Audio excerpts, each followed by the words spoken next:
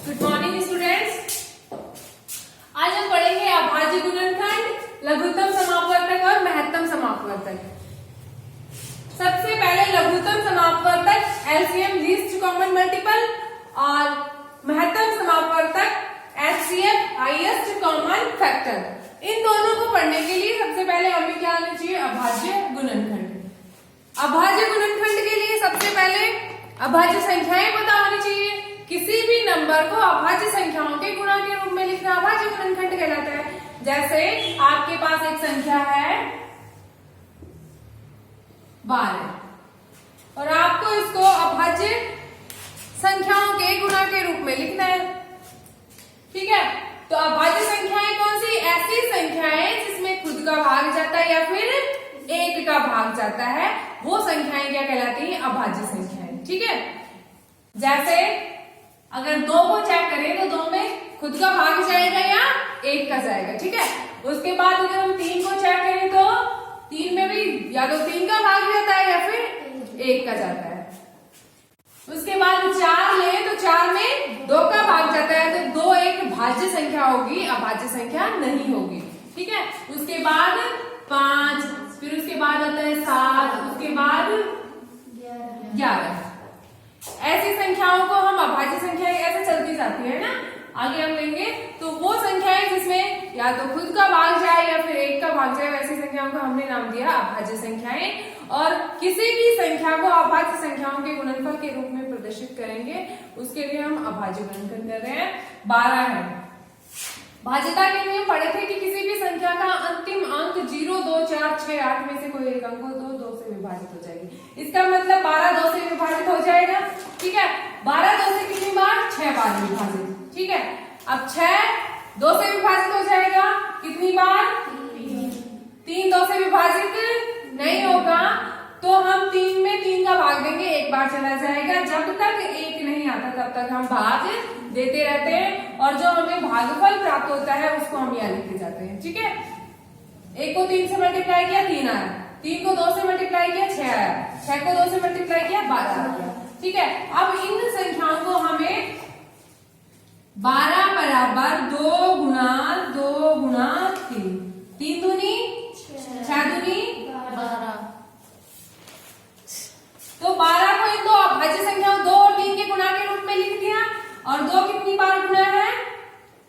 2 बार गुना है, तो 2 की घात गुणा 3। ठीक है, अब आता है लघुत्तम समापवर्तक और महत्तम समापवर्तक। इनको समझना है कि दोनों में अंतर क्या है, और कोई भी 2 संख्याएं हमें दी हो तो 2 संख्याओं का लघुत्तम समापवर्तक और महत्तम समापवर्तक कैसे ज्ञात करेंगे। ठीक है, जैसे आपको 2 संख्या एग्जाम्पल के लिए 2 संख्याएं 12 और 18 दे दी।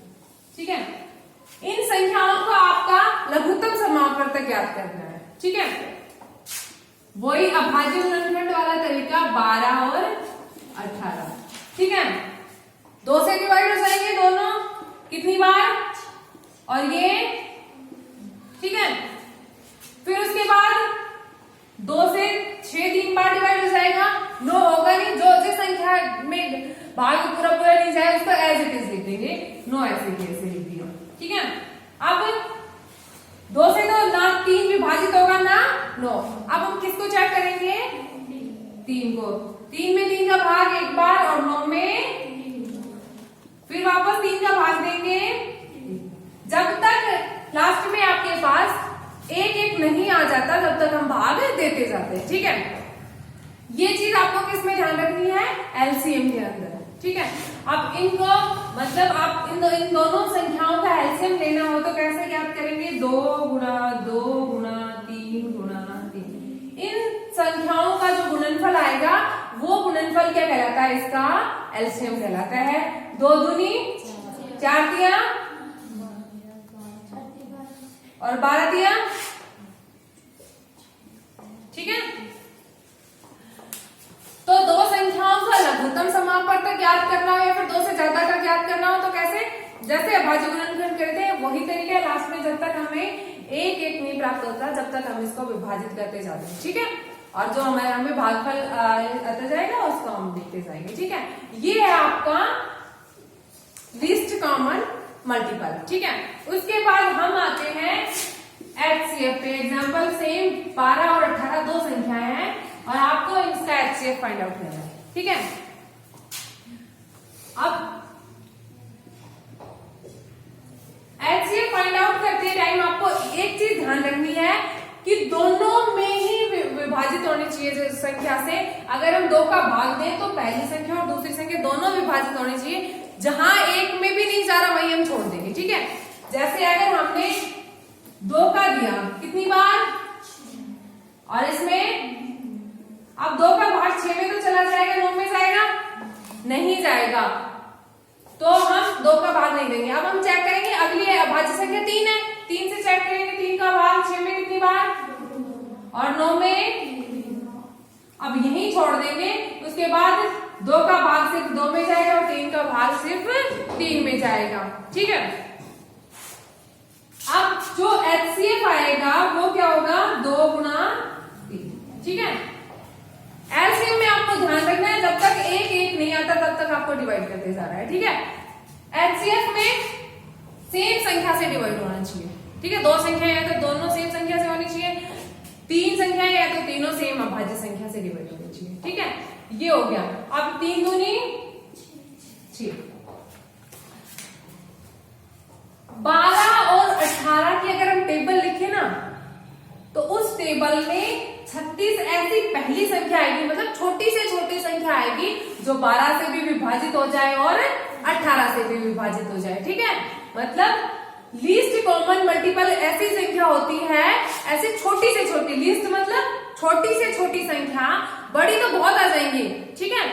छोटी से छोटी संख्या जो 12 और 18 से विभाजित हो जाएगी। अब यहाँ 36 है तो 36 ऐसी पहली संख्या होगी जो 12 और 18 से विभाजित हो जाएगी, ठीक है। 36 से छोटी कोई संख्या नहीं होगी जो 12 और 18 दोनों से विभाजित हो जाए, ठीक है। बड़ी तो काफी सारी संख्या है, जैसे टेबल हम लिखते जाएंगे आगे संख्याएं आती जाएंगी, बट ये सबसे छोटी संख्या होगी, इसलिए हमने इसको क्या नाम दिया, लीस्ट कॉमन मल्टीपल, ठीक है। छोटे से छोटे, लीस्ट मतलब कम से कम, ठीक है। उसके बाद हाईएस्ट कॉमन फैक्टर, ये तो है मल्टीपल, वो है फैक्टर। इसका मतलब 6 ऐसी बड़ी से बड़ी संख्या है, अगर हम इसकी 12 के फैक्टर करें और 18 के फैक्टर करें ना तो 6 ऐसी बड़ी से बड़ी संख्या है जो 12 और 18 को साथ विभाजित कर रही है। इससे छोटी संख्या 6 से छोटी संख्या हम लिखे 1 2 3 4 5, ठीक है। 1 12 और 18 को हर संख्या 1 से विभाजित हो जाती है, 2 का भाग चला जाएगा 12 और 18 में, ठीक है। 12 में 6 बार, 18 में 9 बार, ठीक है। उसके बाद 3 का भाग 12 में चला जाएगा, 18 में चला जाएगा। 4 का भाग 12 में चला जाएगा जबकि 18 में नहीं जाएगा, ऐसे 5 का भाग नहीं जाएगा, यानी कि ये 2 संख्याएं तो ऐसी हैं जिनका भाग 12 और 18 में जाएगा। इससे छोटी संख्या 2 1 2 और 3 है, ठीक है, जिनका भाग इसमें जा रहा है 12 और 18 में। उसके बाद सबसे बड़ी संख्या 6 ही ऐसी आएगी जिससे 12 और 18 विभाजित हो जाए, ठीक है। उसके बाद कोई संख्या ऐसी नहीं आएगी जो इन दोनों को विभाजित कर सके। तो 6 ऐसी बड़ी से बड़ी संख्या है जो 12 और 18 दोनों को विभाजित कर सके। और एलसीएम के अंदर हमने देखा ये 36 ऐसा छोटे से छोटा नंबर है जो 12 और 18 दोनों से विभाजित हो सके। ये होगा मल्टीपल और वो ये है फैक्टर, ठीक है। ये चीज आपको समझनी है। अब इनको अगर हम संख्या के घातों के रूप में लिखें तो 2 कितनी बार है, 2 बार। 3 कितनी बार है, 2 की घात 2 गुणा 3 की घात 2, ये भी किसके बराबर, 36 के बराबर। इधर तो एक एक बार लिया तो 2 गुणा 3 ही लिखा जाएगा, 2 की घात 1 गुणा 3 की घात 1। तो ये समझ में आ गया। अब भाज्य गुणनफल कैसे ज्ञात करते हैं, एलसीएम और एचसीएफ।